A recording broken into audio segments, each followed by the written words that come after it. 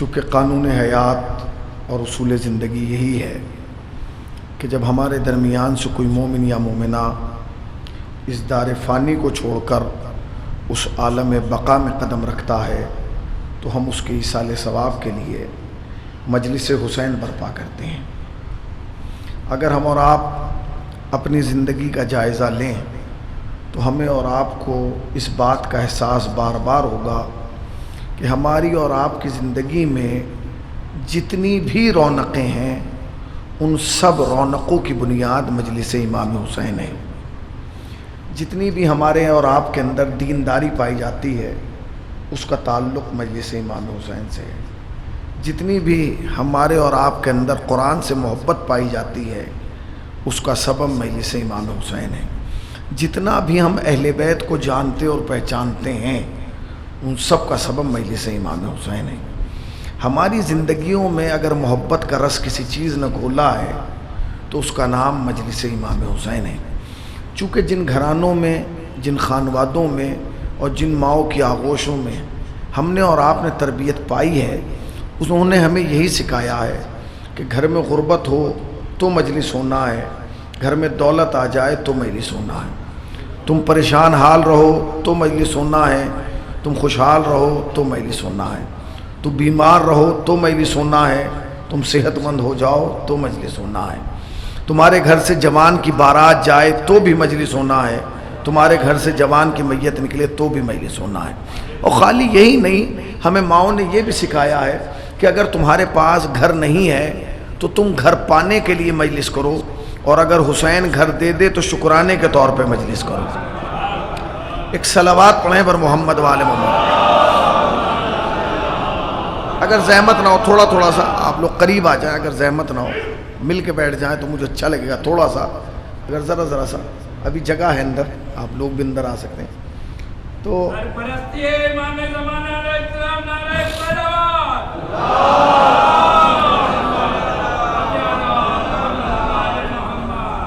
تو یہ مجلس امام حسین ہے کہ جو ہماری زندگی کو چاروں طرف سے اپنے حصار میں کیے ہوئے ہیں۔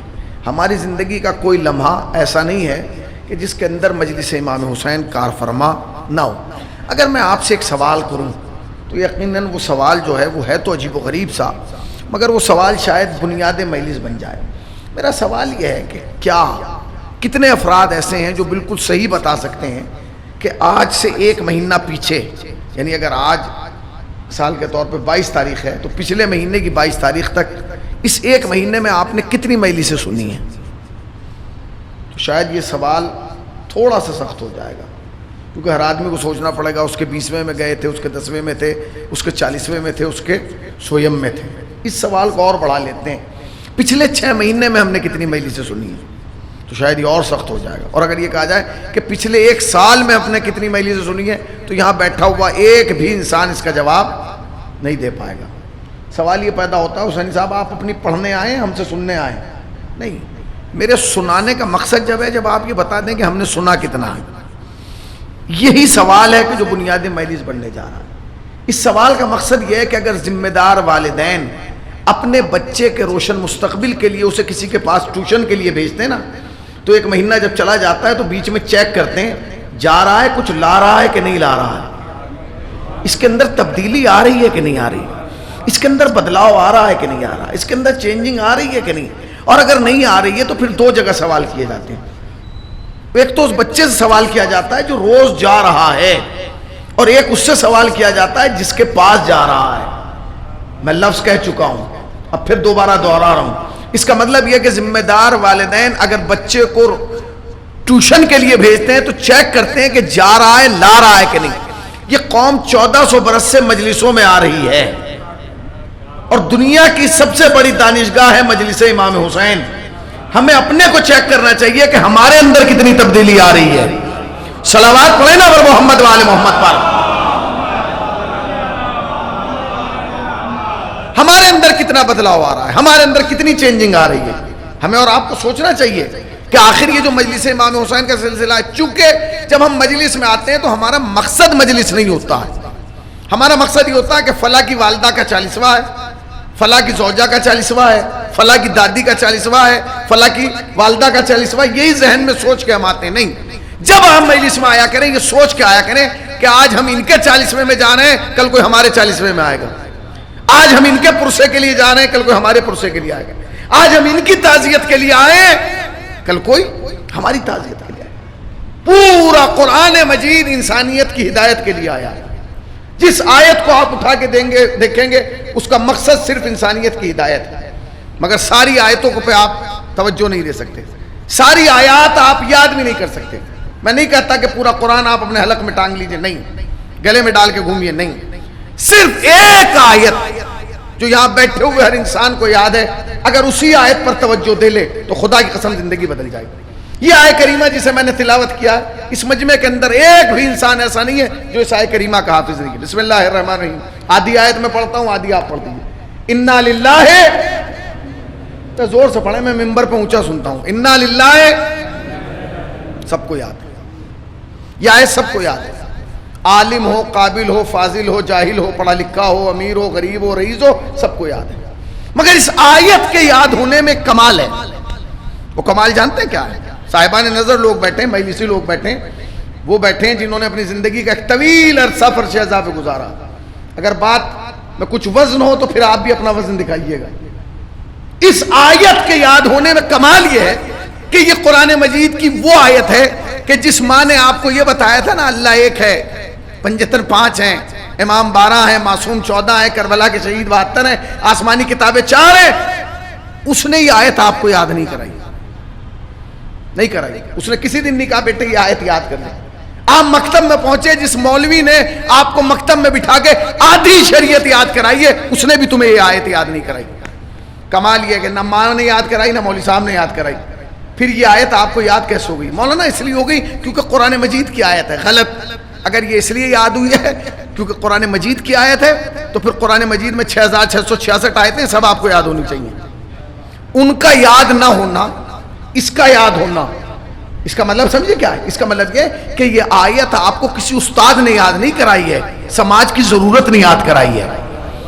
جس سماج میں، جس معاشرے میں، جس سماج اور جس معاشرے میں ہم زندگی گزار رہے ہیں، اس سماج نے ہمیں کہا ہے کہ جب تمہارے درمیان سے کوئی چلا جائے تو تم اس کا اظہار افسوس اپنے الفاظ میں نہیں کرو گے بلکہ قرآن کی آیت پڑھ کے کہو گے انا للہ. میرا ایک سوال ہے، علماء بیٹھے ہیں، علماء کی نگری ہے، وسیقہ عربی کالج بغل میں ہے، جس نے بڑے بڑے علماء دنیا کو دیے ہیں، دنیا ہے اردو کو بڑے علماء دینے والا ادارہ. آپ جائیے سارے مکتب فکر میں چلے جائیے، سنی، حنفی، مالکی، حنبلی، قادری، جیلانی، اور ان سے جا کے کہیے جب آپ کے ہاں مرتا ہے کوئی تو آپ کون سی آیت پڑھتے ہیں؟ وہ یہی آیت پڑھیں گے. کمال ہے. جو شیعہ پڑھ رہا ہے وہ سنی پڑھ رہا ہے، جو دیوبندی پڑھ رہا ہے وہ بریلوی پڑھ رہا ہے، جو حنفی. اس کا مطلب یہ کہ اختلاف قرآن کی آیت پہ نہیں ہے. نہیں پہنچے. اگر پہنچ جاتے تو مجھے احساس ہوتا کہ میں شیشوں کے سامنے پڑھ رہا ہوں، شیشے کے سامنے نہیں پڑھ رہا ہوں. میرا لفظ رائے گا نہیں ہونا چاہیے. بہت سکون سے پڑھوں گا، جہاں تک جائیں گے آپ وہاں تک جاؤں گا، پھر ختم کر دوں گا. پوری توجہ. بھئی یہ آیت پڑھ رہے ہیں شیعہ، سنی، حنفی، مالکی، حنبلی، قادری، جیلانی، جو جہاں ہے یہی آیت پڑھ رہا. کسی کا ابا مرے یہی آیت پڑھ رہا. کیوں پڑھ رہا ہے اس آیت؟ کیوں؟ اس کا مطلب یہ کہ اختلاف تمہارے نظریات میں ہے، تمہارے عقیدوں میں ہے، اللہ کی کتاب میں نہیں ہے. اس نے تو سب کی ہدایت کے لیے ہی بھیجی تھی. اچھا یہی آیت پڑھتے ہیں. اچھا اس آیت کا جو تعارف ہوا ہے، شہرت عامہ جو ہوئی ہے اس آیت کی، وہ جانتے کس حیثیت سے ہوئی؟ آپ سوچ نہیں سکتے. میں بالکل سامنے کی بات کروں گا. اس آیت کی شہرت عامہ اتنی ہو گئی ہے مولوی صاحب کہ آپ کے پاس فون آیا اور اسپیکر بند ہے، اسپیکر بند ہے. آپ نے کہا ہیلو، اب 4 آدمی سامنے بیٹھے ہیں. آپ نے کہا ہیلو، السلام علیکم، کیسے مزاج ہے؟ وہ اس والے کی آواز نہیں سن رہے ہیں جو ادھر سے بول رہا ہے، خالی آپ کی آواز سن رہے ہیں. اور آپ نے کہا اوہو انا للہ ہے. جیسے ہی فون کٹے گا تو جتنے بیٹھے ہوں گے وہ ایک ہی سوال کریں گے، خیریت تو ہے؟ کس کا انتقال ہو گیا؟ کس کا انتقال ہو گیا؟ کمال یہ ہے جب یہ آیت آپ کو کس نے بتایا کہ انتقال ہو گیا؟ کہ مولانا وہ جو آیت پڑھی گئی ہے وہ آیت اس بات کی دلیل ہے کہ کوئی انتقال کر گیا ہے، کسی کی موت ہوئی ہے، کوئی اس دنیا سے گیا ہے، کوئی اس جہان فانی کو چھوڑ کے گیا ہے، یہ آیت اس بات کا سائن لیٹر ہے، یہ آیت جہاں پڑھی جائے گی وہاں موت ہوگی. کمال ہے بھائی. اب جو میں لفظ کہنا چاہتا ہوں وہ آپ تک پہنچ گیا تو شاید بنیاد مجلس رکھی جائے. یہ آیت علامت بن گئی ہے موت کی. جب یہ آیت سنتے ہیں آپ کبھی ذہن میں تصور نہیں آتا کہ کس کا ولیمہ ہے، کس کا عقیقہ ہے، نہیں، بس موت، کس کا انتقال ہو گیا. ٹھیک ہے، میں یہاں مجلس پڑھنے کے لیے آیا، بہت بڑا باہر بورڈ لگا ہے، چہلم کی مجلس ہو رہی ہے، میں یہاں بیٹھ کے خیبر پڑھ دوں، آپ سنیں گے ضرور، توجہ بھی دیں گے، مگر باہر جا کے کہیں گے مولانا کو شعور نہیں تھا، مجلس ایصال ثواب کی تھی، پڑھ کے خیبر چلے گئے. اس کا مطلب یہ ہے کہ اگر بے موضوع بات مولوی بھی کرے تو وہ برداشت نہیں ہوتا. اگر میں یہاں کے خندق پڑھ دوں تو شاید آپ لوگ یہ کہیں کہ ہاں خندق بہت اچھی پڑھی ہے، مگر باہر جا کے کہیں گے کہ یار یہ مولوی آیا تھا، اسے یہی نہیں پتا تھا کہ میری 40 میں ایک لفظ اس نے. چونکہ مولوی بھی یہ چاہتا ہے کہ جس عنوان کا پروگرام ہو اسی عنوان پہ گفتگو ہو. اللہ کو اتنا نہیں پتا، شریعت کو اتنا نہیں پتا. ابے جب موت ہوئی ہے تو موت والی آیت پڑھواؤ نا. قرآن مجید میں 145 مقامات ہوئے ہیں جہاں لفظ موت آیا ہے، اور اس میں سے آدھے تو ایسے ہیں جو آپ کو یاد ہیں، آدھی آیت میں پڑھ رہا ہوں، آدھی آپ پڑھ دیجئے، آپ سب کو یاد ہے. بسم اللہ الرحمن الرحیم، کل نفس، زور سے بولیے، کل نفس، ہر نفس کو ذائقہ موت چکھنا ہے. فتمنوا الموت ان کنتم صادقین الذی خلق الموت. مگر آج تک آپ نے نہیں سنا ہوگا کہ کسی کے جنازے پہ کھڑے ہو کے کہا گیا ہو کہ کل نفس ذائقۃ الموت، جبکہ یہ موضوع کے تحت ہے. کمال یہ ہے کہ شریعت نے آپ سے آیت بھی وہ پڑھوائی کہ جس میں موت نہیں ہے. نہیں پہنچے. شریعت نے آپ سے موت کے وقت آیت بھی وہ پڑھوائی جس میں لفظ موت نہیں ہے. اس میں کہیں ہے انا للہ و انا الیہ راجعون، اس میں کہیں موت ہے نہیں. اس کا مطلب یہ کہ شریعت تمہیں ڈرانا نہیں چاہتی ہے. آئے ہائے آئے ہائے، صلوات پڑھیں نا پر محمد وعلی محمد پر.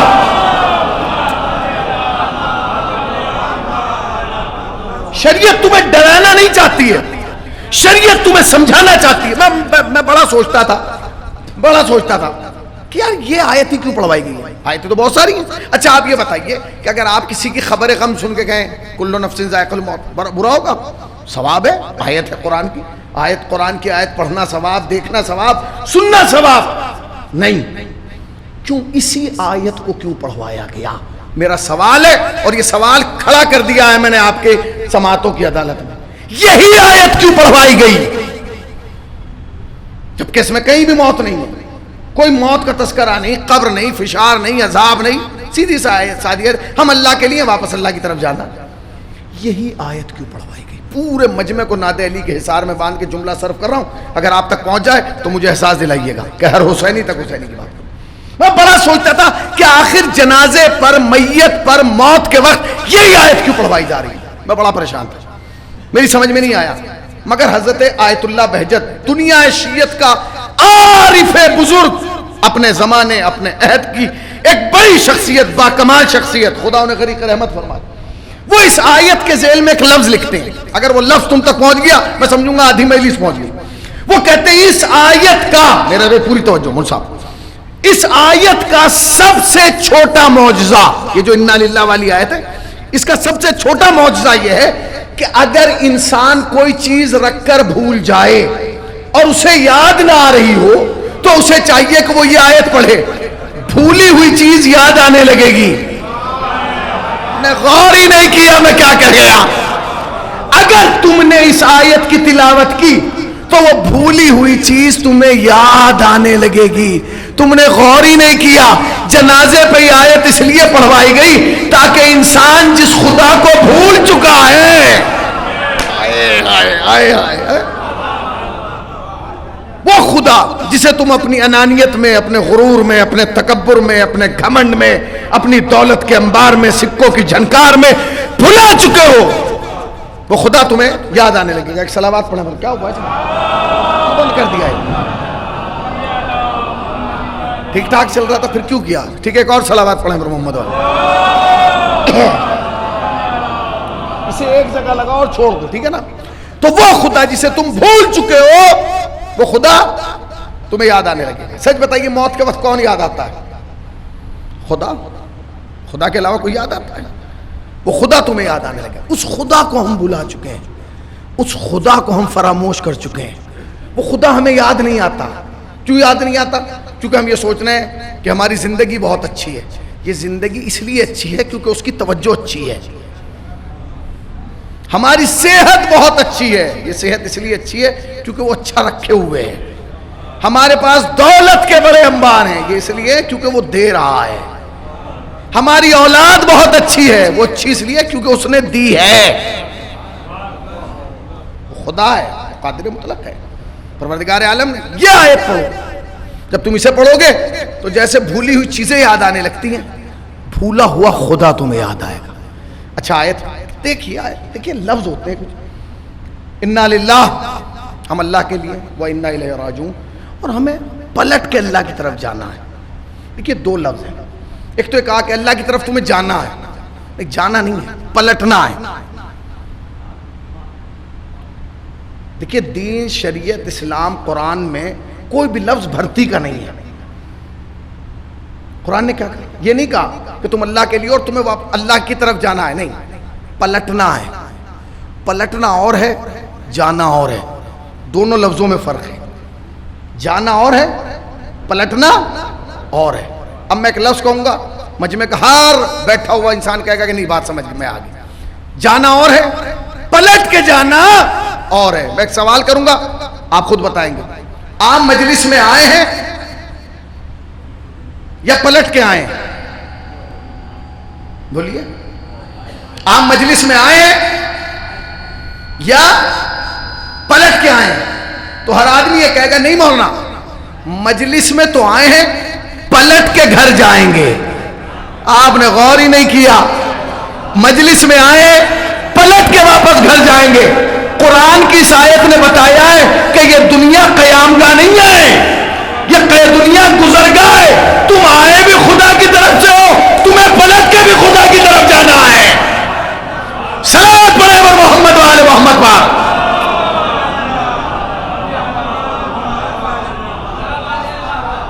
قیام گاہ نہیں ہے, یہ گزرگاہ ہے.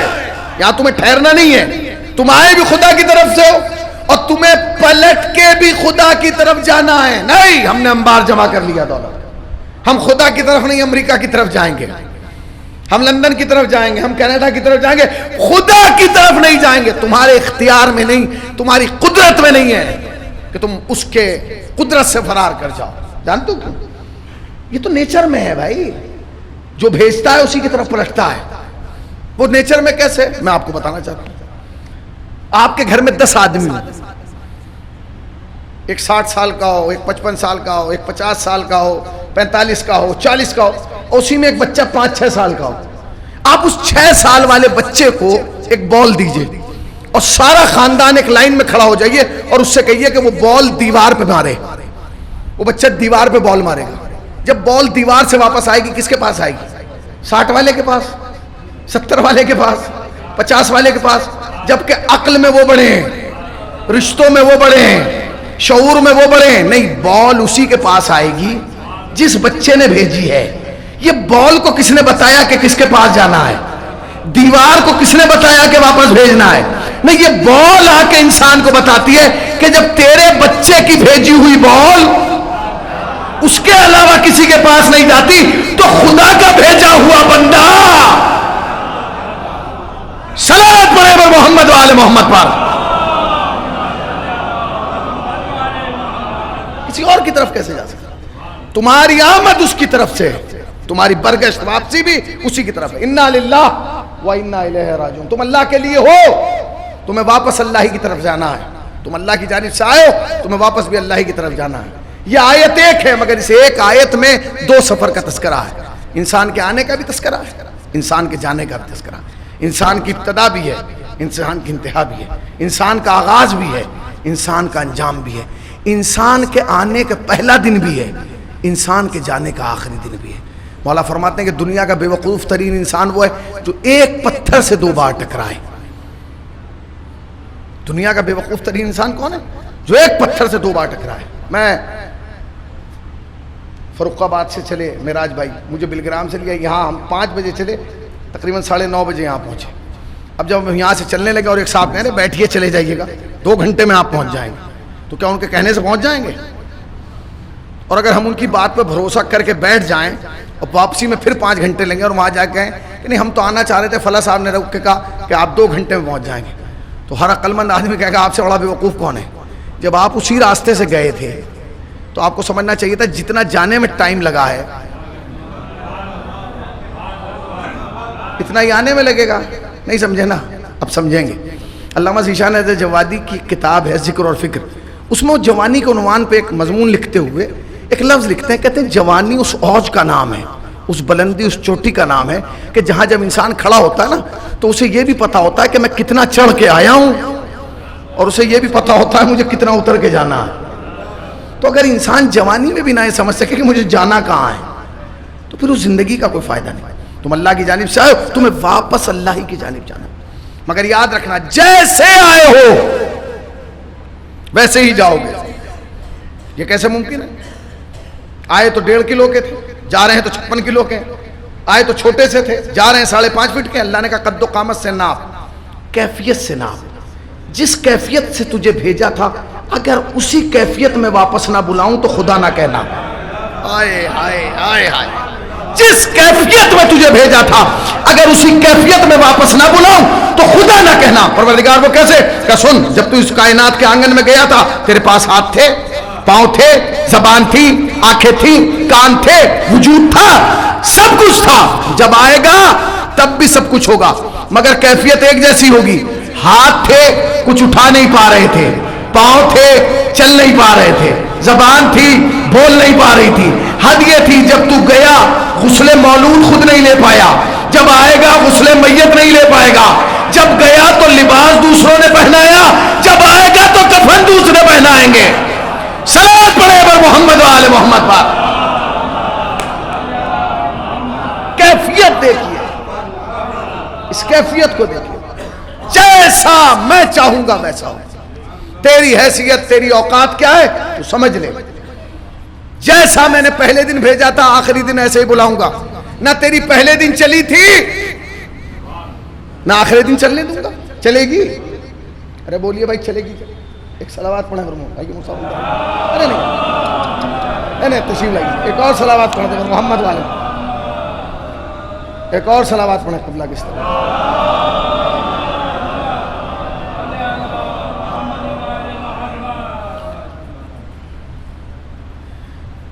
جیسی حیثیت جو اوقات تمہاری پہلے دن تھی ویسی. کیا سنو، جب تم اس دنیا میں آئے سب کچھ تھا مگر تمہاری اتنی حیثیت نہیں تھی کہ تم خدا کی بارگاہ میں ہاتھ جوڑ کے کہہ دو پروردگار مجھے فیض آباد میں نہیں جانا ہے، لکھنؤ میں پیدا کرتے، لکھنؤ میں نہیں ممبئی میں پیدا کرتے. حد یہ ہو گئی کہ تم سے یہ بھی نہیں پوچھا گیا کس ملک میں پیدا ہونا چاہو گے. اگر ہم سے پوچھا جاتا کہ آپ کیا ہندوستان میں پیدا ہونا چاہتے ہیں تو کہتے نہیں کربلا میں پیدا ہوں گے، عراق میں پیدا کرو، سعودی عرب میں پیدا کرو، ہندوستان میں کیوں پیدا کر رہے ہیں؟ نہیں. حد یہ ہو گئی کہ تم سے یہ بھی نہیں پوچھا گیا کہ ماسٹر کے جانا چاہتے ہو یا ڈاکٹر کے جانا چاہتے ہو. یہ بھی نہیں پوچھا گیا کس محلے میں جانا چاہتے ہو. یہ نہیں پوچھا گیا کس گھر میں جانا چاہتے ہو. یہ نہیں پوچھا گیا کس گلی میں جانا چاہتے ہو. حد یہ ہو گئی تم سے یہ نہیں پوچھا گیا کس موسم میں جانا چاہتے ہو. یہ اس کا اختیار تھا. اختیار. پھر جاگ کے سنے، اس نے تمہاری ایک نہیں چلنے دی پہلے دن. اس نے کہا سنے انسان یہ میرا اختیار ہے، میں تجھے جب چاہوں گا، جس گلی میں چاہوں گا، جس محلے میں چاہوں گا، جس گھر میں چاہوں گا، جس خاندان میں چاہوں گا، جس موسم میں چاہوں گا، جس ملک میں چاہوں گا بھیج دوں گا. یہ میری سنت ہے، میرا مزاج ہے. اور سن 50-60 سال میں وہاں جا کے مجھے بھول نہ جانا، اس لیے کہ تیرا مزاج بدلے گا، میرا نہیں. میرا مزاج وہی پہلے دن والا رہے گا. تجھے بغیر پوچھے بھیجا ہے. جب چاہوں گا، جس ملک سے چاہوں گا، جس شہر سے چاہوں گا، جس گلی سے چاہوں گا، جس خاندان سے چاہوں گا، جس موسم میں چاہوں گا واپس بلا لوں گا. بلاتا ہے کہ نہیں؟ ارے بھائی بلاتا ہے کہ نہیں؟ بھائی یہی زندگی ہے. اب میری آپ سے ایک گزارش ہے، ہاں یا نہ میں جلدی سے جواب دیجیے گا. آپ کی آنے میں چلی، جو چپ بیٹھے ان کی چلی ہے تو پھر چپ کیوں بیٹھے ہو؟ بھائی تمہاری آنے میں چلی، جانے میں چلے گی. بولیے آنے میں چلی، یہ سب بولیں آنے میں چلی، جانے میں چلے گی. بھئی یہی تو زندگی ہے. دین تمہیں یہی تو بتانا چاہتا ہے, شریعت تمہیں یہی تو سکھانا چاہتی ہے کہ جب نہ تیری آنے میں کچھ چلی نہ جانے میں نہیں چلے گی تو پھر بغض کیوں چل رہا ہے, حسد کیوں چل رہا ہے, اناد کیوں چل رہا ہے, یہ گمراہی کے انبار کیوں ہیں؟ صلوات پڑھے بر محمد و آل محمد پر.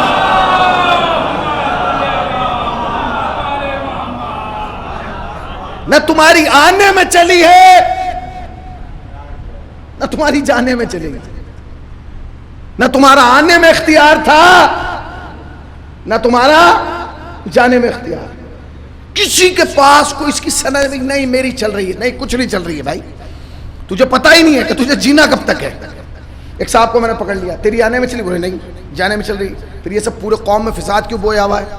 کہنے لگا سنیے, نہ آنے میں چلی نہ جانے میں چلے گی, 50 سال پوری چلے گی. تو میں تو 50 سال پہ کود رہا ہوں. اللہ نے کہا ان 50 سال ہی کی گارنٹی لے لے. ہے گارنٹی کسی کے پاس؟ کسی کے پاس ہے کہ میں 50 سال جیوں گا؟ نہیں. اچھا 50 مہینے کی گارنٹی دے دے, 50 ہفتے, 50 دن, 50 گھنٹے, 50 سانس نہیں. ڈاکٹر علی شریعتی نے ایک جملہ کہا, اسے سن لیجئے گا, اس سے اچھا زندگی کا ترجمہ کچھ ہو ہی نہیں سکتا. ڈاکٹر علی شریعتی نے پوچھا, لوگ پوچھتے ہیں زندگی کتنی ہے کتنی ہے, انہوں نے ایک جملہ لکھا, وہی مکمل جواب ہے. ڈاکٹر علی شریعتی کہتے ہیں جتنی گزاری ہے اتنی بچی نہیں ہے, اور جتنی بچی ہے اس کا تمہیں پتہ نہیں ہے. صلوات پڑھے نا محمد و آل محمد پر. اور جتنی بچی ہے اس کا تمہیں پتہ نہیں ہے, کچھ نہیں ہے بھائی. اچھا یہ خالی آج ہی کے دور میں گارنٹی نہیں ہے, پرانے زمانے میں گارنٹی نہیں تھی. نہیں, پرانے زمانے میں بھی نہیں تھی. جب جناب امیر کو ظاہری حکومت ملی نا اور آپ نے پائے-تخت دارالحکومت کوفے کو بنایا تو آپ کوفے میں تشریف لائے. جناب امیر کوفے میں آئے, پہلی رات ہے جناب امیر کو کوفے میں. آدھی رات ڈھل گئی, جناب امیر اٹھے اور اٹھ کے وہاں آئے جہاں دارالحکومت تھا, جہاں حکومت کا ساز و سامان تھا. آپ تشریف لائے اور دروازے پہ آ کے آواز دینا شروع کی, فلاں فلاں فلاں. فلاں نے دروازہ ہی نہیں کھولا. اب یہ بتائیے کہ ایک آدمی کو آپ آواز دے رہے ہیں, گھر تو ہے نہیں, دفتر ہے, آفس ہے, تو کسے آواز دے رہے ہو؟ جس کی ڈیوٹی لگائی گئی ہو کہ تجھے پوری رات جاگنا ہے اور یہاں پہرا دینا. اچھا جس کی ڈیوٹی لگائی جائے کہ تجھے پوری رات جاگنا ہے پہرا دینا ہے, اسے ہماری زبان میں کیا کہتے ہیں؟ کیا کہتے ہیں؟ میں اکیلا نہیں پھنسوں گا اس میں. کیا کہتے ہیں؟ چوکیدار. جناب امیر چوکیدار کو آواز دے رہے ہیں, چوکیدار جواب ہی نہیں دے رہا. کیوں؟ کیونکہ رات کے 2:30-3 بجے چوکیدار کیا ہو گیا؟ سو گیا. یہ جو میرے سامنے مجمع بیٹھا, اس سے اچھا تجربہ کسی کو نہیں ہے کہ جب چوکیدار سوتا ہے تو نتائج کیا نکلتے ہیں. بتائیے, ملک کا چوکیدار سو جائے تو ملک برباد ہو جاتا ہے, صوبے کا چوکیدار سو جائے تو صوبہ برباد ہو جاتا ہے, شہر کا چوکیدار سو جائے تو شہر برباد ہو جاتا ہے, قوم کا چوکیدار سو جائے تو قوم برباد ہو جاتی ہے, خاندان کا چوکیدار سو جائے تو خاندان برباد ہو جاتا ہے, گھر کا چوکیدار سو جائے تو گھر برباد ہو جاتا ہے, اور اگر عقیدے کا چوکیدار سو جائے تو عقیدہ برباد ہو جاتا ہے. چوکیدار نہیں سونا چاہیے. تمہارے مذہب, تمہاری شریعت, تمہارے عقیدے کا اندازہ چوکیدار بتائے گا کہ تم کتنے دیندار ہو. چوکیدار, مولانا چوکیدار کون ہے؟ یہ جو یہاں دو بیٹھے, نہیں یہ چوکیدار نہیں ہے, تو سی سی کیمرہ لیے بیٹھے ہیں, جو تم کرو گے وہ قید کر رہے ہیں. چوکیدار اندر ہے تمہارے, ہر آدمی کے اندر ایک چوکیدار ہے. مولانا ہمیں نہیں پتا چلا, میں بتاؤں گا وہ چوکیدار کیا ہے. وہ چوکیدار ایسا ہے جو آپ کو متوجہ کرتا ہے, جاگ, اٹھ, ہوش میں آ, تم نے اچھا کام کیا, خیر کیا. جیسے خیر کیا تو وہ چوکیدار اندر سے شاباشی دے گا, بہت اچھا کیا, یہاں ضرورت تھی اس چیز کی, تو نے کر دی, بہت اچھا کیا, تجھے اللہ اس کا ثواب دے گا. تم نے غلط کیا تو وہی چوکیدار اندر سے ملامت کرے گا, بھئی یہ کیا کر دیا تو نے, انسانیت سے گری ہوئی بات کر دی. بس یاد رکھنا, جب تک اندر سے ملامت ہو رہی ہے اس کا مطلب یہ ہے کہ چوکیدار جاگ رہا ہے. جب تک چوکیدار جاگ رہا ہے ہدایت کے دروازے کھلے ہوئے ہیں. صلوات پڑھے بر محمد و آل محمد پر. چوکیدار نہیں سونا چاہیے عزیزو, چوکیدار نہیں سونا چاہیے. اگر چوکیدار سو گیا مسئلہ بن گیا. جناب امیر نے کہا اٹھو, اٹھ گیا. اچھا ایک لفظ کہنا چاہتا ہوں, چوکیدار پرانا تھا, علی نئے تھے. چوکیدار پرانا تھا, علی نئے تھے. چوکیدار پرانا تھا, اسی لفظ سے مجھے کام لینا ہے. چوکیدار پرانا تھا, علی نئے تھے. جناب امیر نے اسے اٹھایا, اٹھ کے آنکھیں ملتا ہوں, مولا, 'مولا آپ آدھی رات ہے, آپ خیر سے؟ کہا مولا نے کہا, 'مولا آپ پرانا تھا, علی نئے تھے, چوکیدار پرانا تھا, علی نئے تھے. چوکیدار پرانا تھا, علی نئے تھے. 'مولا آپ آدھی رات ہے, آپ خیر سے؟ کہا مولا نے کہا, کیوں آئے مولا؟ خیریت تو ابھی تو نماز میں وقت ہے. مولانا کہا اس لیے آئے ہوں زکوٰۃ آئی ہے. اس نے کہا مولا زکوٰۃ آئی ہے, ابھی اتار کے گئے ہیں وہ زکوٰۃ. تو مولانا نے کہا اسی لیے میں آیا ہوں, کیونکہ زکوٰۃ آئی ہے نا, اسی لیے میں آیا ہوں. اس نے کہا مولا میں سمجھا نہیں, زکوٰۃ آئی ہے آپ بھی آ گئے. کہ نہیں میں اس لیے آیا ہوں تاکہ زکوٰۃ مستحقین میں تقسیم کروں, جن کا حق زکوٰۃ میں ان تک پہنچا دوں. پر جیسے ہی مولانا نے کہا نا زکوٰۃ مستحقین میں تقسیم کیے جائے, تو اس نے حیرت بھری نگاہوں سے علی کو دیکھا. لفظ یاد ہے تمہیں؟ چوکیدار پرانا تھا, علی نئے تھے. چوکیدار پرانا تھا, علی نئے تھے. چوکیدار پرانا تھا, علی نئے تھے. جیسے ہی علی نے کہا نا میں زکوٰۃ بانٹنے آیا ہوں, اس نے حیرت بھری نگاہوں سے دیکھ کے کہا مولا کیا زکوٰۃ بھی بٹتی ہے؟ آپ نے غور ہی نہیں کیا, کیا زکوٰۃ بھی بٹتی ہے؟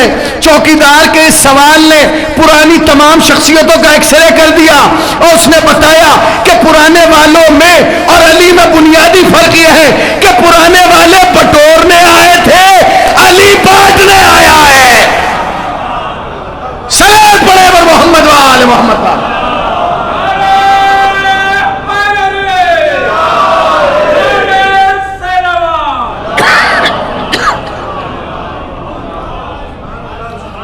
مولا نے کہا بانٹنا کب بٹے گی؟ ابھی. اس نے کہا مولا ایک بات کہوں؟ کہو. کہ مولا آپ نے اپنی نیند خراب کی, آپ کے اختیار میں تھا, میری بھی خراب کر دی, میں نوکر ہوں. اب آپ چاہتے ہیں آدھے کوفے کی نیند خراب ہو. تو مولا نے کہا پھر کیا چاہتا ہے؟ کہ مولا ایسا کیجیے, آپ مجھے اجازت دیجیے, میں ایسا کرتا ہوں آپ بھی گھر جا کے سو جائیے, میں بھی سو جاتا ہوں, صبح میں اٹھوں گا, آپ کو بھی اٹھاؤں گا, انہیں بھی اٹھاؤں گا, سکون سے زکوٰۃ بانٹیے گا. مولا نے کہا واہ کیا رائے دی ہے تم نے, کیا رائے دی, میں جا کے سو رہا ہوں, صبح اٹھ کے تم مجھے بھی اٹھانا, انہیں بھی اٹھا لینا. مولانا نے کہا ذرا بھاگ کے کاغذ اور قلم لے کے آ. دوڑ کے گیا اور ایک کاغذ اور قلم لے کے آیا. میں نے پڑھ دیا, تم نے سن لیا. مولانا نے کہا جاؤ دوڑ کے کاغذ اور قلم لے کے آؤ. گیا اور کاغذ اور قلم لے کے آیا. اس کا مطلب یہ ہے کہ چوکیدار تھا مگر شریف تھا, جو معصوم کے مانگنے پر کاغذ اور قلم دے دیا. آئے آئے آئے آئے, جو معصوم کے مانگنے پر کاغذ اور قلم دے دیا. دوڑ کے گیا, کاغذ قلم لے کے آیا. مولانا نے کہا اس پہ لکھو. کہنے لگا مولا فہرست بھی صبح ہی بنائیں گے, کسے دینا ہے کسے نہیں. مولانا نے کہا نہیں, اس پہ فہرست نہ بناؤ, اس پہ یہ لکھ کے دو کہ تم صبح تک زندہ رہو گے. آئے آئے آئے آئے, تم صبح تک زندہ رہو گے. اس نے پھینک لیا قلم. اس نے کہا میں اسے کیسے لکھ دوں, کیا پتا آپ ادھر نکلے میں ادھر نکل جاؤں. مولانا نے کہا مجھ سے کہہ رہا ہے کہ صبح مجھے بھی اٹھائے گا, انہیں بھی اٹھائے گا, اگر تیرے اٹھانے سے پہلے تجھے کسی نے اٹھا لیا پھر کیا ہوگا؟ پھر کیا ہوگا؟ اگر تجھے اٹھانے سے, تیرے اٹھنے سے پہلے تجھے کسی نے اٹھا لیا پھر کیا ہوگا؟ کسی کی موت کا کوئی وقت نہیں ہے, خدا کے علم میں ہے, ائمہ کے علم, تمہارے علم میں نہیں ہے. تمہیں نہیں پتا کب مرنا ہے, کیسے مرنا ہے. پھر کیا ہوتا ہے جی, پھر ایک جملہ کہا جاتا ہے ہمارے سماج میں, اللہ معاف کرے بھائی, دھوکے سے موت آ گئی, دھوکے سے مر گیا. غلط, یہ چیٹنگ ہے, فراڈ ہے, یہ دھوکہ ہے. خدا کیوں دھوکہ دے گا تمہیں؟ دھوکہ تو ہم دے رہے ہیں ایک دوسرے کو. خطیب قوم کو دے رہا ہے, قوم خطیب کو دے رہی ہے. صاحب بیاض انجمن کو دے رہا ہے, انجمن صاحب بیاض کو دے رہی ہے. امام جماعت کو دے رہا ہے, جماعت امام کو دے رہا ہے. مامو بھانجے کو دے رہا ہے, بھانجا مامو کو دے رہا ہے. ہو رہا ہے کہ نہیں؟ دھوکہ ہم ایک دوسرے کو دے رہے ہیں. اس لیے کہ دھوکے کی تعریف یہ ہے کہ دھوکہ وہ دیتا ہے جسے یہ ڈر ہو کہ اب اس سے اچھا چانس نہیں ملے گا. خدا کو ضرورت کیا ہے؟ اس کے لیے تو علی کہہ چکے دعائے کمیل میں, کسی کے اختیار میں نہیں, تیری قدرت سے فرار کر جائے. تیرا اختیار بہت ہے نہیں خدا. پھر ہر آدمی کو موت کا وقت پتا ہے. یہ آج جتنے بیٹھے نا, جتنے, سب کو پتا ہے میں کس نمبر پہ بیٹھا ہوں, مجھے کب مرنا ہے. ایک بھی نہیں بچا ہوا, سب کو پتا ہے. مگر کیا ہے, ماننے کے لیے تیار نہیں ہے مجھے مرنا ہے. کوئی بھی ماننے کے لیے تیار نہیں ہے کہ مجھے مرنا ہے. اب ایک جملہ اور کر دوں ڈاکٹر علی شریعتی کا, وہ بھی جملہ سن لیجیے. ڈاکٹر علی شریعتی نے بڑا خوبصورت جملہ لکھا. وہ کہتے ہیں آدمی موت سے اپنی وجہ سے نہیں ڈرتا, اپنوں کی وجہ سے ڈرتا ہے. پھر سن لیجیے, انسان موت سے اپنی وجہ سے نہیں ڈرتا, اپنوں کی وجہ سے ڈرتا ہے. کیوں؟ وہ بیچارہ پوری زندگی 60 سال 70 سال زندہ رہے گا, یہی سوچتا رہے گا میں مر گیا, بچوں کا کیا ہوگا؟ میں مر گیا. بیوی کا کیا ہوگا؟ میں مر گیا. بھائی کا کیا ہوگا؟ میں مر گیا. دوستوں کا کیا ہوگا؟ میں مر گیا. رشتہ داروں کا کیا ہوگا؟ میں مر گیا. عزیزوں کا کیا ہوگا؟ میں مر گیا. خاندان کا کیا ہوگا؟ میں مر گیا. قوم کا کیا ہوگا؟ میں مر گیا. قبیلے کا کیا ہوگا؟ میں مر گیا. مدرسے کا کیا ہوگا؟ میں مر گیا. کاروبار کا کیا ہوگا؟ میں مر گیا. فلاں کا کیا ہوگا؟ ڈاکٹر علی شریعت کہتا ہے کاش یہ 70 سال کی زندگی میں ایک بار سوچ لیتا میں مر گیا تو میرا کیا ہوگا. 70 سال دوسروں کے بارے میں سوچتا میں مر گیا ہوں. ابے یہ سوچ تو مر گیا تو تیرا کیا ہوگا. ہو سکتا ہے دوستوں کو تجھ سے اچھا دوست مل جائے. ہو سکتا ہے اولاد پراپرٹی کے جھگڑے پہ اتنا لڑے کہ انہیں یہی نہ پتا ہو کہ ابا کا 40واں کب ہوا, سویم کب ہوا. نہیں ہوتا, نہیں پراپرٹی پہ لڑتے ہیں. جیسے ہی ابا مرے اب بھائیوں میں تلواریں کھینچ گئی. سویم میں کروں گا, 40واں تجھے کرنا ہے. اس نے کہا سویم میں اتنا کلو گوشت لگا تھا. اس نے کہا ٹھیک ہے, پٹ گیا. اوے نہیں تم کرو گے برسی کیونکہ تمہیں ایک دکان فالتو ملی ہے. کمال یہ تم خاندان اور قوم اور قبیلے کو جو ہے دکانوں میں بانٹ رہے. تمہیں یہ نہیں سوچنا ہے بیوی میں مر گیا, بیوی کو تجھ سے اچھا شوہر ملے گا. بیوی کو تجھ سے نہ بھی ملے مگر کبھی اس کی برائی نہیں کرے گی. یہ کہے گی پہلے والے سے اچھا ہے. کیوں؟ فطرت ہے. خدا کیوں دھوکہ دے گا بھائی؟ تمہیں ڈر ہے خدا کو, تم سے کوئی ڈر ہے, خوف ہے, تم سپر پاور کچھ بھی تو نہیں ہو. وہ جب چاہے گا تمہیں بلا لے. نہیں مولانا ہمیں پتہ نہیں ہے. پتہ کیسے نہیں؟ غلط. میں تم سے ایک بات پوچھنا چاہتا ہوں, گاڑی بنانے والا زیادہ بڑا خالق ہے یا انسان بنانے والا؟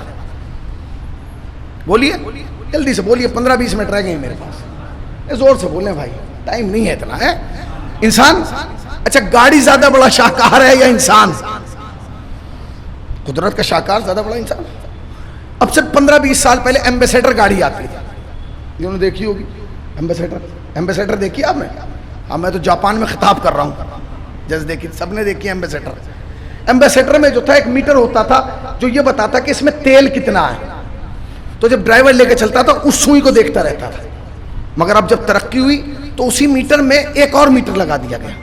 ایک میٹر یہ بتاتا ہے کہ اس میں تیل کتنا ہے, ایک میٹر یہ بتائے گا کہ اس تیل میں کتنا کلومیٹر جائے گی. پتا ہے کہ نہیں؟ ابھی میراج بھائی گاڑی سے ہے, نئی گاڑی لی انہوں نے, تو اس میں وہ میٹر ہے. یہ بھی بتائے گا کہ کتنا تیل ہے, یہ بھی بتائے گا کہ 20 لیٹر ہے, اس میں 50 کلومیٹر جائے گی یا 100 کلومیٹر جائے گی. ہوتا ہے کہ اب اس نے چیخ کے کہا کہ 50 کلومیٹر جائے گی, 50. اور آپ کو جانا ہے لکھنؤ. آپ نے تیل نہیں بھروایا, آپ نے انتظام نہیں کیا, وہ بیچ میں بند ہو گئی. اور بند ہو گئی, اب فون کر رہے ہیں بھائی تیل ختم ہو گیا. ہر آدمی پوچھے گا میٹر نہیں دیکھا تھا؟ ہاں جی دیکھا تھا. میٹر نے بتایا نہیں تھا؟ بتایا بھی تھا. تو پھر اس کی کیا غلطی ہے؟ تم سے بڑا بیوقوف کون ہے؟ جب تمہیں پتا تھا اس میں بنزین نہیں ہے تو ڈلوا کے چلتا نا, اس میں ڈلوا, کیونکہ تجھے سفر, اس کا مطلب یہ کہ جتنا سفر ہوتا ہے اتنا بنزین پیٹرول چاہیے, ورنہ نہیں. اچھا انسان نے تم گاڑی میں میٹر لگا دیا کہ کتنا چلے گی, اللہ نے تم میں میٹر نہیں لگایا, تمہیں بغیر میٹر کے بھیج دیا کہ چلتا رہے. نہیں, تم میں بھی میٹر لگایا, تم دیکھ نہیں رہے ہو وہ میٹر. سب کے پاس, ابھی میں بتاؤں گا, ہر آدمی سمجھ جائے گا کہ اس کے اندر کتنا بنزین موجود ہے, کتنا چلے گا ابھی 10 منٹ کے اندر.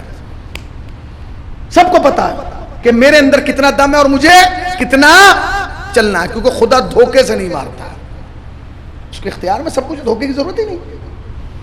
انسان کے اندر بھی میٹر, گاڑی کے اندر بھی میٹر ہے, انسان کے اندر بھی میٹر ہے. پروردگار تو نے انسان کو بنایا, کتنا اچھا ہوتا کہ جتنے بھی انسان تو نے پیدا کیے سب کی عمر کا ایک ہی ایوریج رکھتا کہ جو بھی دنیا کے آنگن میں آیا ہے 100 سال جیے گا, 100 سال سے پہلے نہیں مرے گا. اللہ نے کہا میں گاڑی بنا رہا تھا, انسان تھوڑی بنا رہا تھا کہ پیٹرول کی 15 سال چلے گی, ڈیزل کی 10 سال چلے گی. ٹھیک ہے, اگر یہ نہیں کرنا تھا, سب کی عمر الگ الگ ہے, سب کی عمریں الگ الگ ہیں, پھر کیا کرتا؟ کہ پروردگار ایسا کرتا کہ جو بھی پیدا ہوتا اس کے سیدھے ہاتھ پہ لکھا ہوتا 70 سال 80 سال. کیا ہو نہیں سکتا؟ جو بھی اس دنیا میں پیدا ہوتا بچے کے ہاتھ پہ پہلے دن لکھا ہوتا 50 سال 60 سال 70 سال. ہو سکتا تھا کہ نہیں؟ ہو جاتا, مگر تمہارے چہروں سے ہمارے چہروں سے نقابیں الٹ جاتی. اس لیے کہ اگر خدا قانون یہ بنا دیتا نا کہ جو بھی پیدا ہوگا اس کے ہاتھ پہ لکھا ہوگا کتنا جیے گا. خدا کی قسم, جس گھر میں بچہ پیدا ہوتا گھر والے شکل بعد میں دیکھتے, ہاتھ پہلے دیکھتے, بے جیے گا کتنے. اچھا جس کی لکھی ہے 55 سال, اس کو تو بڑے سکون سے زندگی ملتی.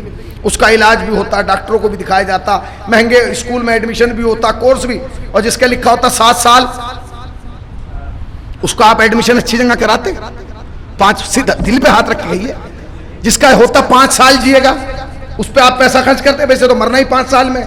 چونکہ جب تم اپنے بچوں کو پالتے ہو تو تم اس نیت سے نہیں پالتے ہو کہ تم ایک بندہ خدا کو پال رہے ہو، ایک مخلوق خدا کو پال رہے ہو، نہیں، خدا کی قسم آج تک کوئی ماں باپ ایسا پیدا ہی نہیں ہوا میری نگاہ میں ظاہراً کہ جس نے اس لیے اولاد کو پالا ہو کہ میں ایک بندہ خدا کو پال رہا ہوں، نہیں، ہمارا نظریہ یہ ہوتا ہے اولاد کو پالتے ہوئے، اس کا اچھا ایڈمیشن کراتے ہوئے کہ آج ہم اسے پال رہے ہیں، ہمارے ریٹائرمنٹ کے بعد یہ ہمیں پالے گا، ہمارا نظریہ یہی ہے، اب ہم اسے پال رہے ہیں کل یہ ہمیں پالے گا، نہیں، تمہارا نظریہ یہ ہونا چاہیے کہ آج ہم اسے پال رہے ہیں، ہمیں کل بھی وہی پالے گا جو آج پال رہا ہے۔ صلوات پڑھے پر محمد وآل محمد پر۔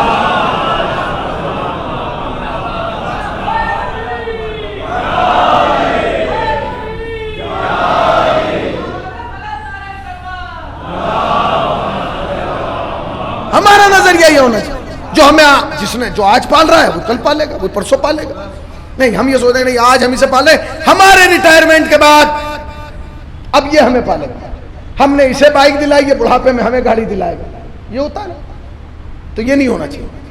ایک نبی ہے تاریخ نبوت میں بڑا نام ہے جناب یعقوب، جناب یعقوب کا نام سنا ہے؟ جناب یوسف کے والد بیٹھے ہوئے، سامنے سے ملک الموت کا گزر ہوا، اب جو ملک الموت کو جناب یعقوب نے دیکھا پسینے آ گئے، بھیا ملک الموت کو دیکھ کے سب کو پسینے آ ہی جاتے ہیں، پسینے آ گئے، اس نے کہا حضور گھبرائیے نہیں، میں تو بغل والے گھر میں آیا تھا، سانس میں سانس آیا۔ حدیث یہ ہے معصوم فرماتے ہیں کہ ایک دن میں ایک گھر میں ملک الموت 5 مرتبہ آتا ہے، میرے گھر میں 5 مرتبہ، مولوی صاحب کے گھر میں 5 مرتبہ، ان کے گھر میں 5 مرتبہ، معراج بھائی کے، سب کے گھر میں 5 مرتبہ آتا ہے۔ خدا ہم پہ خدا نے کیا احسان کیا؟ تم پہ کیا کیا؟ تم پہ سب سے بڑا احسان یہ ہے خدا کا کہ جب ملک الموت گھر میں ہوتا ہے تمہیں پتہ نہیں ہوتا وہ گھر میں ہے، بس یہی سب سے بڑا احسان ہے۔ ورنہ اگر تمہیں یہ پتا ہو کہ اس وقت حضرت ملک الموت گھر میں، تو گھر کی پوزیشن جانتے ہیں؟ جن ہاتھوں میں موبائل ہوتا ہے PUBG کے لیے اس میں حدیث قصہ ہو ہے، جو باتیں گھنٹوں گھنٹوں فون پہ کرتی ہیں وہ مصلے پہ بیٹھی ہوں ہے، اور ملک الموت گھر میں مصلہ بچھا کے بیٹھ جاؤ، اگر وہ چاہتا تو ایسے بھی تم سے عبادت کرا سکتا تھا، مگر اسے یہ پسند نہیں ہے، وہ چاہتا ہے کہ سجدہ خوف کی بنیاد پر نہیں شوق کی بنیاد پر ہو، خوف کی بنیاد پر، شوق کی بنیاد پر نہیں چاہیے اسے وہ سجدہ۔ بیٹھا ہے اس نے کہا نہیں میں تو بغل والے گھر میں آیا تھا، انہوں نے ٹھیک ہے جانے لگا، نہ جانے اسے کیا خیال ہے، ملک واپس آیا لوگ بیٹھے جناب آپ کہنے لگا حضور میرے لائق کوئی خدمت ہو تو بتائیے۔ ملک الموت سے کون بتائے خدمت؟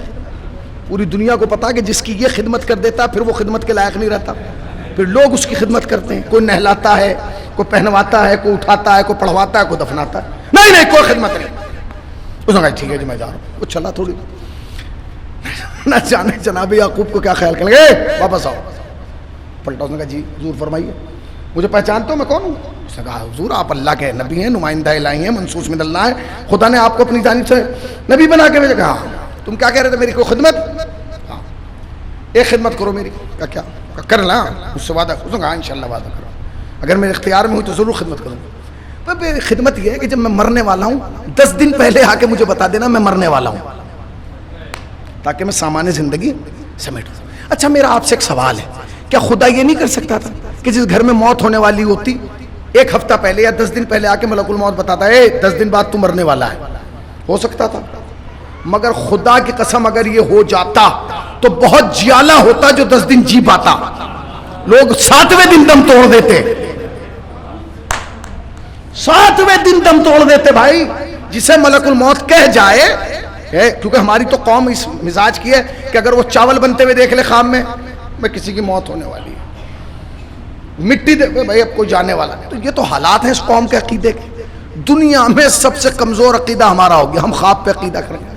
آپ کا عقیدہ صرف اہل بیت پہ ہونا چاہیے، خدا پہ ہونا چاہیے، رسول کی رسالت پہ ہونا چاہیے، قرآن کی عظمت پہ ہونا، اور کسی پہ نہیں۔ خواب میں نظر آ گیا ویسا ہوگا نہیں، تو اگر وہ یہ کہہ دیتا کہ 10 دن میں تجھے جانا ہے، کون ہوتا جو 10 دن جی پاتا؟ نہیں۔ اس نے کہا کہ دیکھیں حضور میری ڈیوٹی سخت ہے، ایک دن میں کئی گاؤں کئی بستی کئی محلے میں جانا پڑتا، میں آؤں نہ آؤں مگر میں اپنا نمائندہ بھیج دوں گا، وہ نمائندہ آپ کو بتائے گا کہ میں آنے والا ہوں. انہوں نے کہا ٹھیک ہے چلے جانا. وہ میٹر دکھا رہا ہوں آپ کو, میٹر یاد ہے نا, ابھی میں نے مثال دی, ہر آدمی کے پاس میٹر ہے, خدا دھوکے سے نہیں مارتا. چلا گیا ملک الموت, چلا گیا. اب یہ بات ہو رہی ہے. اب جناب یعقوب کی زندگی دیکھیں. جناب یوسف کا بھائیوں کے ساتھ شکار پہ جانا, بھائیوں کا کنویں میں گرانا, کنویں سے نکلنا, بازار مصر میں آ کے بکنا, عزیز مصر کے آ جانا ہے, دامن کا پھٹنا, بچے کی گواہی دینا, بعد میں زندان میں آنا, خواب کی تعبیر بیان کرنا, واپس آنا, عزیز مصر بن جانا, بھائیوں کا آنا, بھائیوں کا واپس جانا, یعقوب کو لانا بنا. ایک اور لمبی زندگی, اتنی لمبی زندگی پا کے جناب یعقوب بیٹھے ہوئے. اتنے دنوں کے بعد پھر ملک الموت سامنے سے آیا. اب جناب یعقوب نہیں گھبرائے, اب کوئی ٹینشن نہیں, انہیں پسینے نہیں آئے. کیوں؟ کیونکہ پہلے ڈیل ہو چکی ہے. ہنسنے لگے. اس نے کہا حضور ہنس کیوں رہے ہیں, مسکرا کیوں رہے ہیں؟ کہا اس لیے کیونکہ میرا ٹائم قریب آ گیا. اس نے کہا قریب نہیں آیا, ختم ہو گیا ہے. ختم ہو گیا, میں تو لینے آیا ہوں. جناب یعقوب نے کہا لینے آیا؟ کہا پر تو مجھ سے وعدہ کر کے گیا تھا. کیا وعدہ کیا تھا؟ کہ 10 دن پہلے آ کے بتاؤں گا. اس نے کہا حضور آپ نے پوری بات نہیں سنی تھی. میں نے کہا تھا میں ہوں نہ ہوں اپنا نمائندہ بھیج دوں گا. میں نے 5 نمائندے بھیجے اپنے آنے سے پہلے. ان 5 نے آ کے بتایا ہوگا آپ کو کہ میں آنے والا ہوں. جناب یعقوب نے کہا یہاں تو ایک بھی نمائندہ نہیں آیا. اب نبوت میں اور ملک الموت میں بحث شروع. وہ بھی اللہ کا نمائندہ, یہ بھی ملک الموت, میں نے بھیجے. وہ کہنے لگے. آخر میں بات یہ ہوئی کہ جناب یعقوب نے کہا کون آیا, وہ بتا تو صحیح, یہاں ایک بھی نہیں آیا. پوری توجہ, پوری مجلس بھول جانا, جو پڑھنے جا رہا ہوں اس 5 منٹ کے اندر وہ یاد رکھنا. اس نے کہا حضور میں نے 5 نمائندے بھیجے. ملک الموت نے کہا 5. یعقوب نے کہا ایک بھی نہیں آیا. اچھا تو اپنے نمائندے گنا کون تھے؟ تو اس نے کہا سنیے, آپ کی دہاڑ میں درد ہوا تھا؟ دہاڑ میں درد ہوا تھا؟ ہاں وہ تو ہوا تھا جب میں جوان تھا. کہا وہ پہلا نمائندہ تھا کہ میں آنے والا ہوں. آپ کی داڑھی سفید ہوئی تھی؟ وہ دوسرا نمائندہ تھا کہ میں آنے والا ہوں. آپ کی آنکھوں کی بینائی کمزور ہوئی تھی؟ وہ تیسرا نمائندہ تھا کہ میں آنے والا ہوں. آپ کی بدن میں کمزوری آئی تھی؟ وہ میرا چوتھا نمائندہ تھا کہ میں آنے والا ہوں. آپ کی کمر جھکی تھی اور ہاتھوں میں ایسا آیا تھا؟ یہ میرا 5واں نمائندہ تھا کہ میں آنے والا ہوں. 6 نمبر پہ آیا. پہلا دہاڑ میں درد, دوسرا داڑھی کا سفید ہونا, تیسرے آنکھوں کا کمزور ہونا, چوتھے بدن میں کمزوری آنا, 5ویں ہاتھوں میں ایسا آنا. یہ جتنا مجمع بیٹھا ہے اسے فرش عزا کے تقدس کی قسم, سچ بتاؤ جو 5 نمائندے ملک الموت نے یعقوب کے پاس بھیجے, تم میں سے کون سا ہے جس کے پاس نہیں آتے؟ کون ایسا ہے کہ جس کے پاس یہ 5 نمائندے نہیں آئے, سب کے پاس آئے؟ پھر کہ تو خدا دھوکے سے مار رہا. خدا دھوکے سے نہیں مار رہا, تم ایک دوسرے کو دھوکہ دے رہے ہو. جب تمہارے یہاں 25 سے 35 سال کا لڑکا دہاڑ پہ درد ہاتھ رکھ کے آتا ہے, ابا دہاڑ میں درد ہو رہا ہے, تو پورا خاندان پورا معاشرہ خوش ہو کے کہتا ہے مبارک ہو, عقل دہاڑ نکل رہی ہے. یہ عقل دہاڑ نہیں نکل رہی ہے, بکل اترنے کا ٹائم قریب آ رہا ہے اس کا. اسے بتاؤ کہ تو ہوش میں آ, تو موت کے قدم قریب آ گئے. بتایا تم نے, خوشیاں منا رہے ہو, عقل دہاڑ نکل رہی. عقل نہیں, یہ انجینئر بغیر عقل کے بن گیا, یہ ڈاکٹر بغیر عقل کے بن گیا, یہ مولوی صاحب بغیر عقل کے بن گیا, یہ مفکر قوم بغیر عقل کے بن گیا, یہ مدبر قوم بغیر عقل کے بن گیا. یہ عقل دہاڑ کا مطلب, یہ جو کہانی بزرگوں نے عقل دہاڑ نکل رہی ہے, یعنی عقل کا استعمال کر اور سمجھ جا کہ تم موت کے قدم قریب آ گئے. عقل وقل دہاڑ نہیں نکل رہی ہے, موت کا پہلا نمائندہ ہے جو تجھے ہلا کے کہہ رہا ہے جاگ جاگ. بالوں کا سفید ہونا, داڑھی کا سفید ہونا, دوسرا نمائندہ. پہلے کس عمر میں داڑھی سفید ہوتی تھی؟ 40-45 سال کی عمر میں جا کے لوگوں کی داڑھی کے بال سفید ہوتے تھے. اب کس عمر میں ہو رہے ہیں؟ 25 سے 30 سال. تم نے سوچا کیوں ہو رہے ہیں اتنی جلدی؟ مولانا نزلہ ہو رہا, پہلے والوں کو نزلہ نہیں ہوتا تھا, اب اتنی جلدی کیوں سفید ہونے لگے؟ اس لیے سفید ہونے لگے کیونکہ جس زمانے میں 40 میں سفید ہوتے تھے اس وقت عمر کا ایوریج 85 سال تھا. اب 55 پہ تو ختم ہو رہا ہے آدمی. اس کو تو پورا ہونا ہے نا. داڑھی سفید ہو گئی, کیا کرے؟ نائی کے پاس پہنچ گیا, اس کا کام ہی دھوکہ دینا. اس نے کہا کیا ہوا؟ کہا جی داڑھی سفید ہو گئی. اس نے کہا بیٹھ پہلے سے زیادہ کالی کر دوں گا. کی اس نے واقعی میں پہلے سے زیادہ کالی کی. پہلے خالی داڑھی کالی تھی, اب وہ کالی کرا کے تو مجلس پڑی, پسینہ جو آئے تو قبا بھی کالی ہو گئی. یہ لیجئے, یہ ہوا سونے پہ سہاگا. بہترین سے بہترین کلر آپ کرائیے, 5 روپے سے لے کے مولانا 15 روپے سے لے کے 5500 روپے تک کا کلر ہے داڑھی سفید کو اعلیٰ کرنے کا. کرائیے. کرایا آپ نے؟ میں نے ایک صاحب نے مجھے زبردستی کرا دیا. میں نے کہا شاید اب یہ 6-7 مہینے سفید رہے گا. 25 دن بھی نہیں چلا. 25 دن کے بعد اندر سے پھر سفید بال نکلنے لگا. وہ سفید بال نکل کے انسان کی اوقات یاد دلاتا ہے. ہوش میں آ, تیری ساری قدرت اور دولت اس کے ایک سفید کو کالا نہیں کر پائی.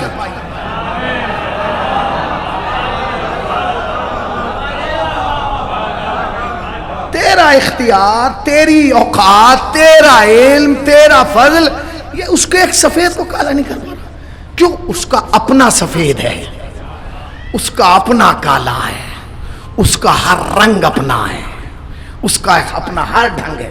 ٹھیک ہے جی. یہ اوقات, داڑھی سفید ہو گئی, کالی کرا لیجئے. کتنے دن چلی؟ کتنے دن چلی؟ کتنے؟ تم دھوکہ دے رہے ہو کسے؟ اپنے آپ کو. بال اڑ گئے, وگ لگوا لی.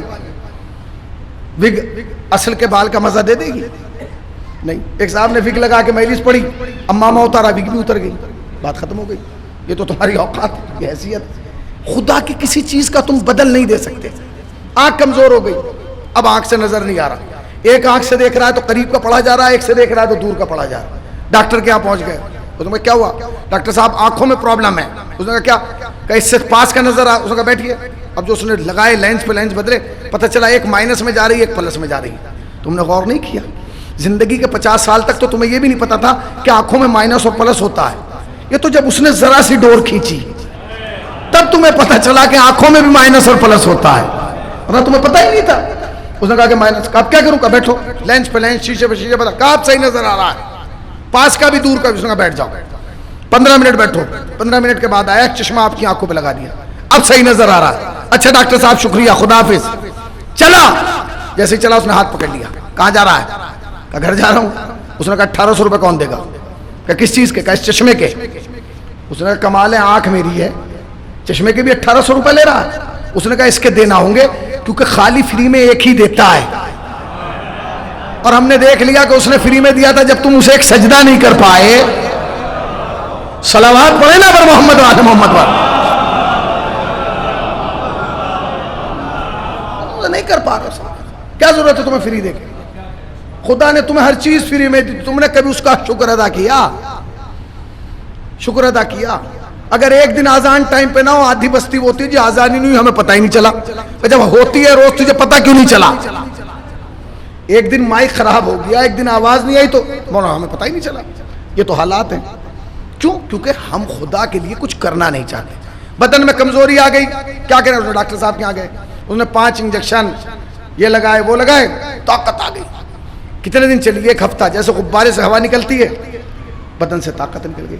اور وہ جو 5ویں علامت ہے اس پہ تو بات ہی نہیں ہونا چاہیے, اس لیے کہ اب سے 15 سال پہلے جس بستی میں جاؤ 2-4 بوڑھے نظر آتے تھے, عصا لے کے چلتے تھے. اب بہت کم بستیاں ہیں جس میں ایک آدھ بیچارہ نظر آتا ہے. نہیں, اس کا مطلب سمجھے, اس کا مطلب یہ کہ زندگی کا ایوریج گھٹ رہا ہے تو وہ 5ویں علامت بھی ختم ہو گئی. تمہیں 4 ہی تک جینا ہے. تو بھیا جتنے مجلس میں بیٹھے ہیں وہ حساب لگائیں, میں کس نمبر پہ بیٹھا ہوں. میری داڑھی سفید ہو گئی, مجھے آنکھوں سے کم نظر آنے لگا, میرے بدن میں کمزوری.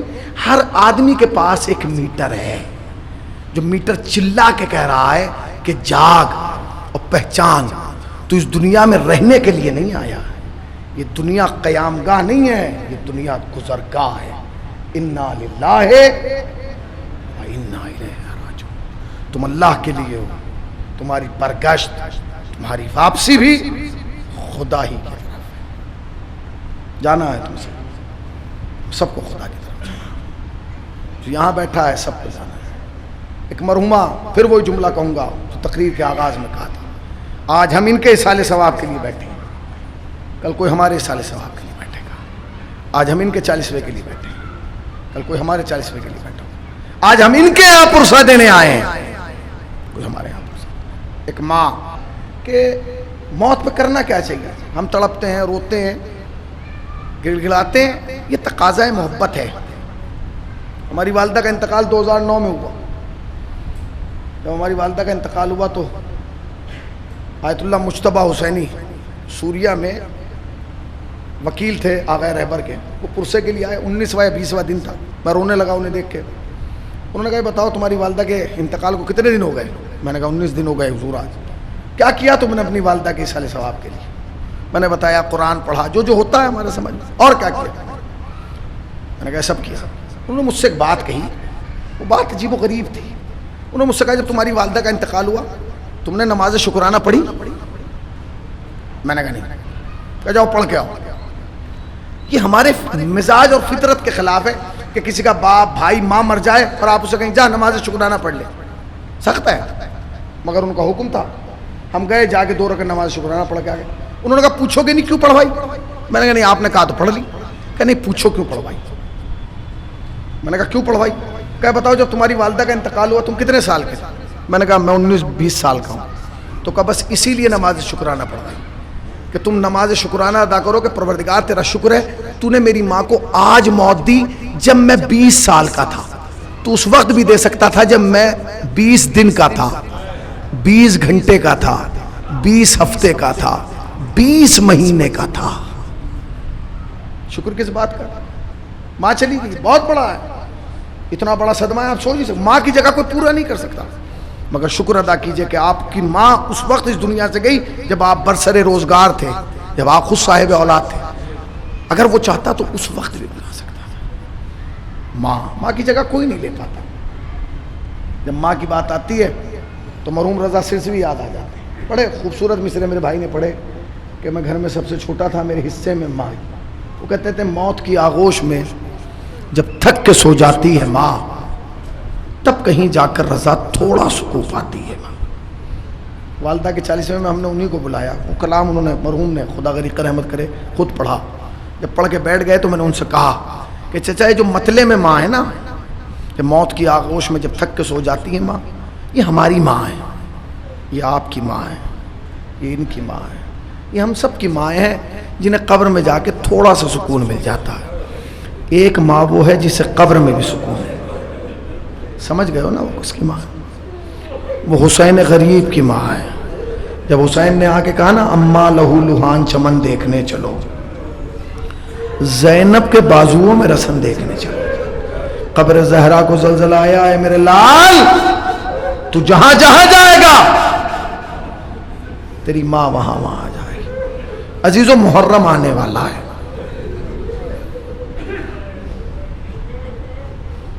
اب زیادہ دن نہیں ہے محرم میں. اگر آپ لگائیں تو شاید 1 مہینے سے بھی کم رہ گیا. محرم آنے والا ہے. جب تم محرم میں اپنے عزا خانوں کو کھولو گے نا تو جو سب سے پہلے آئے گی اس کا نام فاطمہ ہے. وہ حسین کی ماں ہے. جیسے ہی عزا خانہ کھلتا ہے حسین کی ماں آ جاتی ہے. تم کب آتے ہو؟ جب مرثیہ شروع ہو، خطیب بیٹھ جاتا ہے، نوحہ خان نوحہ پڑھتا ہے، تم جب آتے ہو. مگر چند بیویاں ایسی ہیں کہ ادھر بانی مجلس ارادہ کرتا ہے کہ میں حسین کی مجلس برپا کروں گا.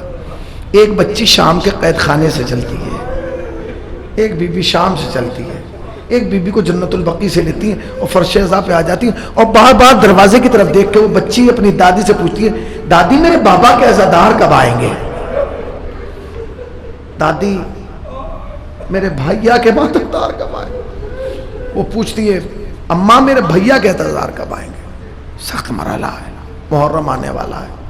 تیاریاں شروع ہو گئی ہیں. عزا خانوں میں رنگ ہونے لگا ہے. عزا خانوں کی صفائیاں ہونے لگی ہیں. لوگوں نے سیاہ پرچم نکالنا شروع کر دی ہیں. لوگ تیاری کر رہے ہیں. محرم آ رہا ہے. کیوں آ رہا ہے؟ محرم نہیں آ رہا ہے، حسین کی ماں آ رہی ہے. جتنے بیٹھے یہ جو 2 سال گزرے ہیں نا جس میں ہم محرم کھل کے نہیں منا پائے. کوئی ان شیعوں سے پوچھے جو تڑپتے رہ گئے یہ سوچ سوچ کے کہ 8 محرم ہے، آج 8 محرم ہے، آج 9 محرم ہے، آج ہمارے ہاں ہماری نکلتی ہے، آج ہمارے ہاں زیارت نکلتی. سخت تھا نا مگر الحمدللہ خدا نے حالات بہتر کیے، سب کچھ ٹھیک ٹھاک ہو گیا. محرم آنے والا ہے، آپ آمادہ ہو جائیے. میں ایک لفظ کہنا چاہتا ہوں. جب حسین نے کہا نا اماں لہو لہان چمن دیکھنے چلو، زینب کے بازوؤں میں رسن دیکھنے چلو. قبر زہرا کو زلزلہ آیا، آواز آئی میرے لال تو جہاں جہاں جائے گا تیری ماں وہاں وہاں جائے گی. حسین نے تمام اہل خانہ کو جمع کیا اور جمع کر کے کہا سنو بیویو، ہر بیوی اپنے کمرے میں قفل لگائے، تالا لگائے اور کلید اور چابی جو ہے وہ صغرا کو دیتی رہے. ہر بیوی آئی چابی صغرا کو دیتی رہی. بیمار صغرا لے کے چابی رکھتی رہی. آخر میں علی کی علی بیٹی زینب آئی. جب زینب نے چابی دینا شروع کی نا دینا چاہی تو صغرا اپنی جگہ سے اٹھی، اٹھ کے کہنے لگی پھوپھی اماں کیا آپ یہ سمجھ رہی ہیں کہ مجھے کچھ پتہ نہیں؟ کہ میری بچی کیا کہنا چاہتی؟ پھوپھی اماں مجھے سب معلوم ہے. کہ کیا معلوم ہے؟ کہ میں جانتی ہوں اب جو میرا بابا جا رہا ہے لوٹ کے نہیں آئے گا. میری بچی تم کیا کہہ رہی ہو؟ کہاں پھوپھی اماں مجھے معلوم ہے. میری بچی تجھے کس نے بتایا؟ پھوپھی اماں میں بیمار ہوں, مجھے رات بھر نیند نہیں آتی. پھوپھی اماں میں چند راتوں سے دیکھ رہی ہوں کوئی بیوی ہے جو آدھی رات ڈلنے کے بعد ہماری چھت پہ آ کے روتی ہے. پھوپھی اماں میں نے 1 دن برداشت کیا, 2 دن برداشت کیا, مگر پھوپھی اماں کل وہ ایسے روئی مجھ سے برداشت نہ ہوا.